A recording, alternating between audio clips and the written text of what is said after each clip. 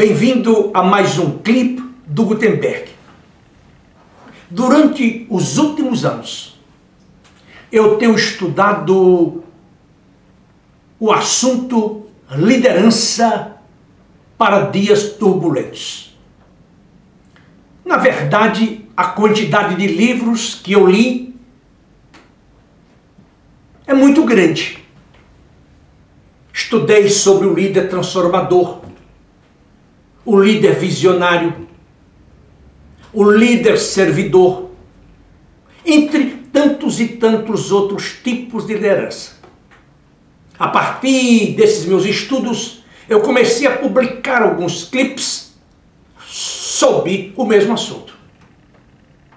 Os princípios fundamentais da liderança, características de um líder, entre tantos e tantos outros clipes. Hoje, eu quero abordar este mesmo assunto sob uma perspectiva diferente, chamando a atenção de todos os meus telespectadores para as características de um mau líder, ou, como eu digo, o mau líder, ou os maus líderes. O que é que eles têm em comum? Ao estudar este assunto, ao examinar a vida de grandes empresários, de grandes executivos, alguns deles considerados como os verdadeiros deuses do mundo dos negócios, eu detetei vários hábitos, várias características desses maus líderes. É bem verdade que um dos livros que mais me chamou a atenção foi o livro da escritora Barbara Kellerman, Bad Leadership. Portanto, hoje eu gostaria de lhe fornecer pelo menos 7 dados, 7 fatos que apontam o mau caráter do pseudo-líder. A primeira delas é: ele coloca os seus interesses pessoais acima dos interesses de sua organização e também de seus seguidores. Ele é egoísta, ele é egocêntrico, ele é narcisista e ele não tem nenhuma sensibilidade em relação aos seus subordinados. A segunda característica desse mau líder é a seguinte: as suas ações são incompatíveis com as suas palavras. Ele não tem consistência, ele não tem coerência. Você não pode acreditar neles, porque eles mudam como mudam as nuvens. Daí porque muitas vezes organizações desaparecem quando lideradas por esse tipo de líder. Veja você quantos executivos nos últimos anos tinham ido parar na cadeia nos tribunais federais. Se você lê, se você teve a oportunidade de ler a declaração de valores, de objetivos, de princípios éticos dessas organizações, você há de considerá-la um verdadeiro convento de freiras franciscanas.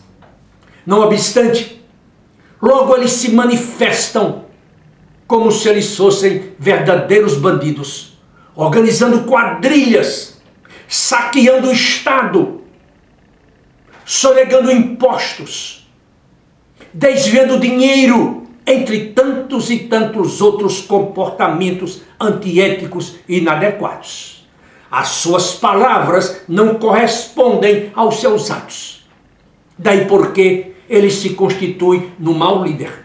Vejam quantas empresas nos últimos 2 anos estão vendendo seus negócios para poderem cobrir aquelas situações em que eles as conduziram, de tal forma a pagar as suas dívidas para com o Estado, entre outras organizações. Em terceiro lugar, o mau líder, ele se mantém distante de seus seguidores ou de seus subordinados. Muitas vezes, eles nem sabem quem eles são e também não têm interesse em saber. Ele se fecha na sua sala suntuosa e ele gerencia pelos relatórios que recebe e não pelo contato direto que ele mantém com os seus subordinados. É algo muito comum em nossos dias e que também foram no passado. Ora, como você pode, como líder, dirigir uma organização se você não se envolve diariamente com as pessoas? Se você não sabe quais são os interesses, os interesses desses indivíduos? Quais são os seus objetivos? Quais são as suas vulnerabilidades? Qual é a potencialidade do talento humano que você reúne em sua empresa? Maus líderes se mantêm distante das pessoas. Eu conheço alguns deles que nem sequer dão bom dia para os seus subordinados. E quando eles o cumprimentam e dão bom dia, eles perguntam: bom dia por quê? Ora, isso é um sinal de um mau líder. Porque o bom líder é aquele que acompanha o seu subordinado. Ele sabe tudo sobre ele, de tal forma que ele possa desenvolvê-lo ainda mais. Uma outra questão: ele não discute com os seus seguidores sobre os seus propósitos e também os de sua organização. Consequentemente, ninguém sabe o que ele deseja fazer. O que é que ele espera de cada um de seus subordinados? E muito menos para onde a organização deseja ir. Muitas vezes, por ele não ter propósito, ele fica girando como uma biruta maluca. E qual é a consequência? A desmobilização, a desmotivação, a apatia de seus seguidores, Um outro ponto que eu acho pertinente é que ele não cria, ele não desenvolve as pessoas. Isso é muito triste para um líder, porque uma das missões mais importantes de um líder é formar novos líderes.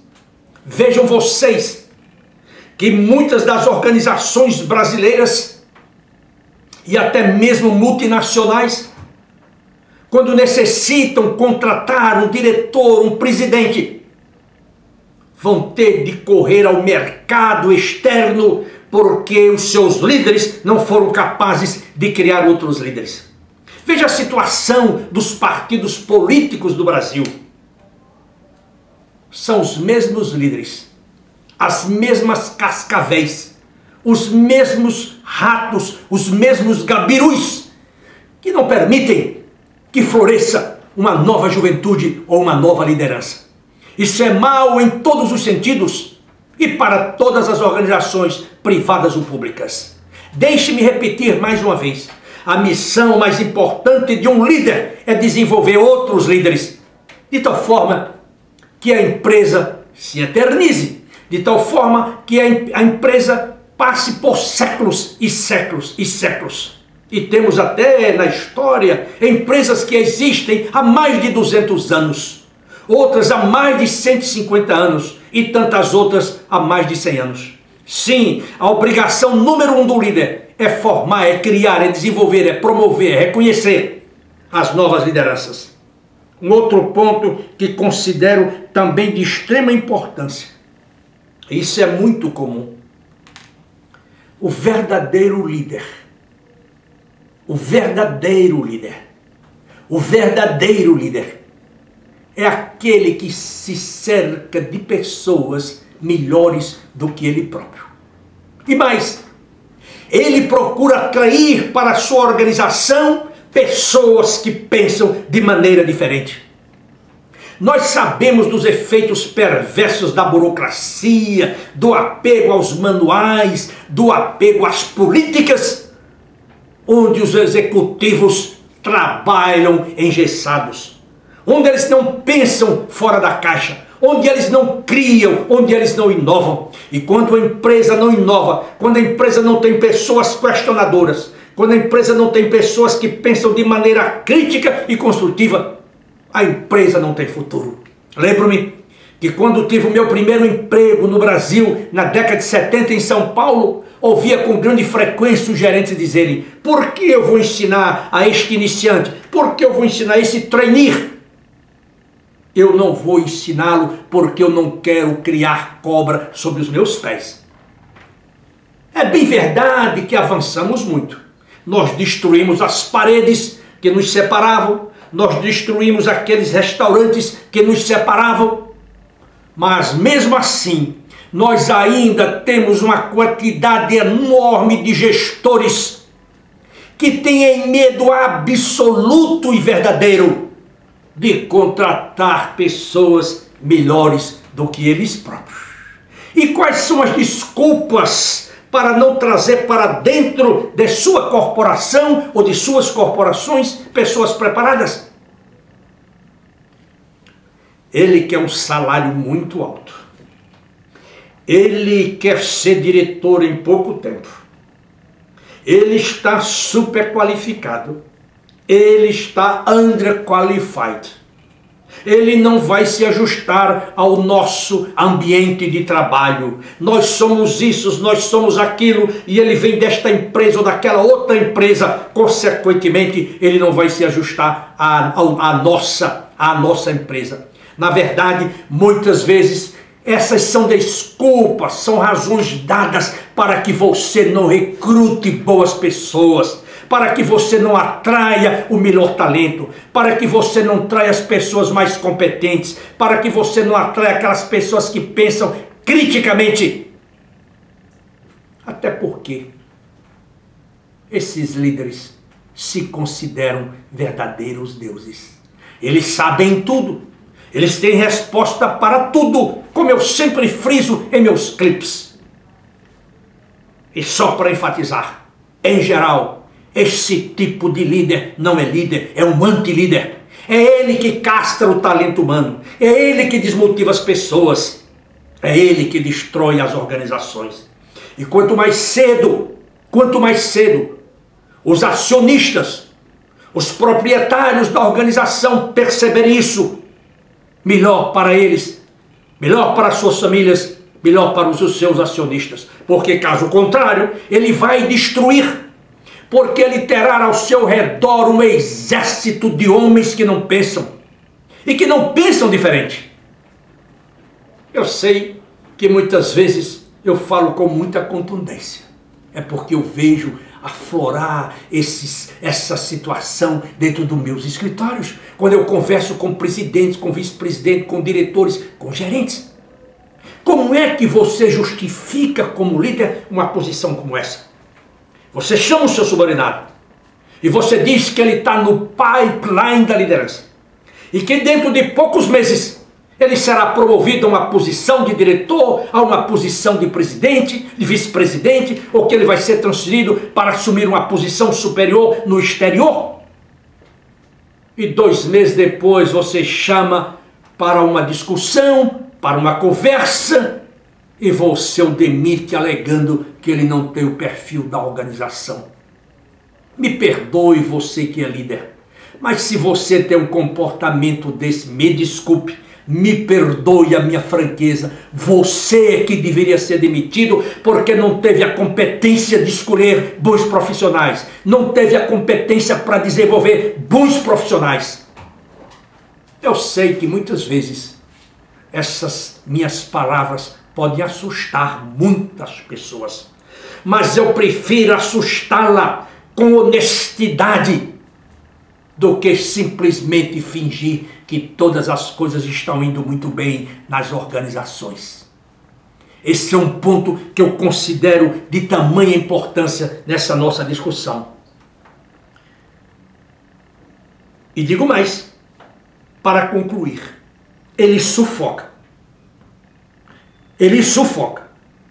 e elimina seguidores que não tenham coragem de questioná-lo.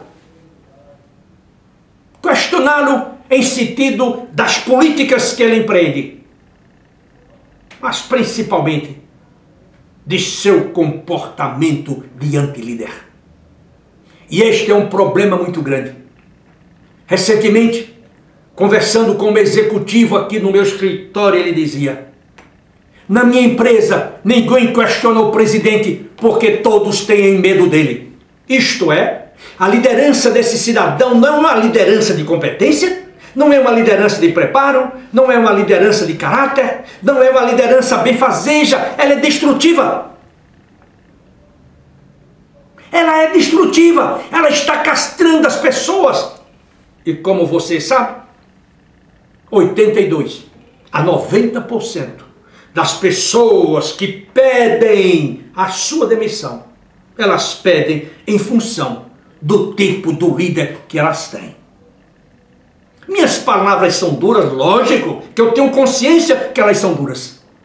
Mas elas são feitas, elas são proferidas para que você, se tem uma posição de liderança, você comece a pensar e a se corrigir.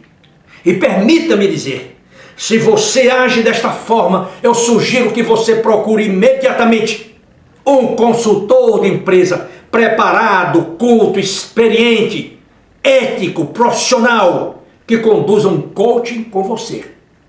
Porque você, meu caro, precisa de uma ajuda e uma ajuda urgentemente. Veja, nos últimos dias, quantos executivos tiveram seus nomes nas manchetes porque descarrilharam. E descarrilharam pelo comportamento antiético, pela atitude antiética e também pela corrupção que praticaram. Mas não é só a corrupção que ataca as empresas, não. É a mentira, é a inveja, é o puxa-tapete, é a estacada com o punhal na faca, nas costas de um concorrente, na difamação de um par, na desmotivação de toda uma equipe. Então, à luz dessas minhas considerações, de forma tão direta, tão objetiva, como eu costumo ser, eu gostaria que você pensasse sobre o assunto. E se você tiver interesse em debater este assunto comigo diretamente, eu terei o maior prazer de recebê-lo e mostrar um novo caminho. Um caminho de luz, um caminho de abertura, um caminho de empowerment, um caminho de desenvolvimento, o caminho de uma mente crítica, de uma mente que sabe pensar e, sobretudo, de um profissional que sabe recrutar os melhores indivíduos para a sua organização. Tenho certeza que, se você agir assim, a sua empresa terá um sucesso absoluto. É impossível nos dias atuais você conquistar novos mercados, conquistar novos países, expandir os seus negócios, se você não tiver as mentes mais brilhantes, as mais inteligentes, as mais competentes, as mais comprometidas, aquelas que têm uma atitude construtiva. E só um verdadeiro líder é capaz de inspirar pessoas a missões grandiosas. Eu agora quero convidá-lo para que você visite o site da Gutenberg, www.gutenberg.com.br. Se você tiver interesse, lê lá os nossos artigos, veja os nossos clipes, Minuto de Sabedoria, Moral da História, depoimentos de executivos que passaram pela Gutenberg Consultores. Mas, se tiver interesse também em me abordar, eu sugiro que você me mande um e-mail para macedo@gutenberg.com.br. Eu lhe prometo que eu responderei a sua mensagem em pelo menos 24 horas e não deixarei de responder ao seu e-mail.